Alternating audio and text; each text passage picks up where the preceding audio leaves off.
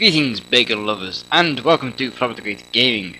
Today, as you probably guessed by the title, it is going to be a quick video on tips and tricks and the basics of how to tune types of cars. I'm going to pretty much roughly, well, very briefly, not test drive, sorry, show you how to set up front-wheel drive, rear-wheel drive and four-wheel drive cars. Yes, I will be giving away some of my setups, but it doesn't really matter. Basically, the main thing is your roll bars or your sway bars if you're American, because really, none of this really makes any other difference really.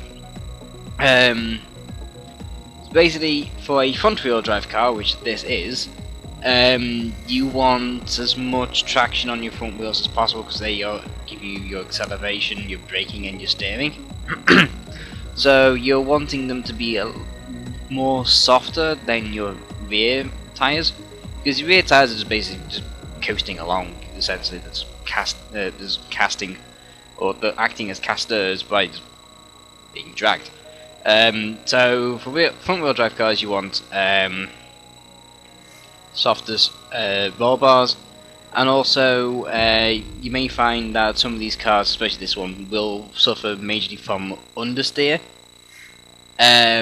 What this means is when you're going around a corner, the car is going, basically the front, well, the front's not turning essentially, it's just sliding outwards. What you need to do for that is essentially, this is how it works in real life. You need to raise the rear end of the car up so you have more weight on the front.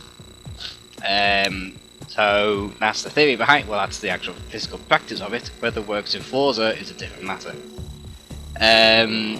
Also for rear wheel drive cars, I shall use my Audi, which I'll be using later with pink XPL. There it is. Similar thing, this is a rear wheel drive car.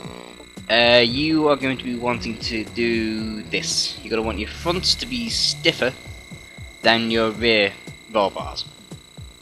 Simply because your traction is on the rear, and as much as you want as much grip and steering, they're being pushed, so they don't really need to be as soft, because you obviously, if you have really stiff roll bars when you go around the corner, imagine like a dog cocking its leg to take a pee. It's basically going to do that, so you're going to have one wheel doing traction, so it's going to have more wear and tear on it.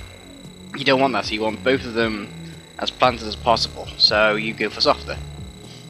It's kind of self-explanatory, but it kind of takes just to show out a bit of showing off to do. With a four-wheel drive car, I was going to use this car, but the gits at Off Camper Racing decided to make it rear-wheel drive. Basically, what you can do with a four-wheel drive car, if I can find one, there you go, the likes of this, is essentially, I shall get in and I will demonstrate it. This hasn't even been touched, as you can tell, but what you really need to do is, you see the center torque here? You can either have front or rear, so you can make a front wheel drive car or a rear wheel drive car.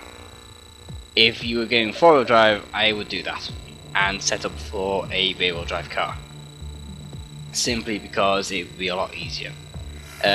Four wheel drives are better without traction control, I find, because they have a lot more power and they have faster launch off the line.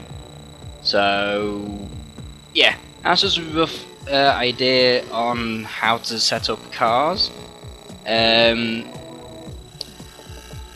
Now with a lot of racing, it's kind of self-explanatory. You use the whole of the track and you go wide to go tight.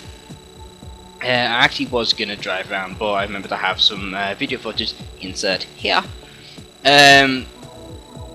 of me going around Silverstone, just like going wide to go tight. Basically, it's the fastest way to go around the corner, and you want to carry as much speed as possible. Yes, I am giving away my lines and my gears, but I don't mind, because you may know my setup and you may know my lines, so it'll make for interesting racing. Because, well, It's because you'll find a way to be faster than me, and I'm always looking to go faster. So, yeah, pretty much, that's what it's going to be. Myself and Pink will be doing some practice laps later, well, mainly for her. Don't know where or how, for that matter. But, yeah, that's pretty much a quick setup, mainly on how to set up your roll bars. At least everything else is down to you. If you have any more questions, post in the comments or find me on Twitter. I'll try and explain. If I can't explain over text, I'll make a video for you. So yeah, hopefully this helps you guys tune cars up for my Forza series.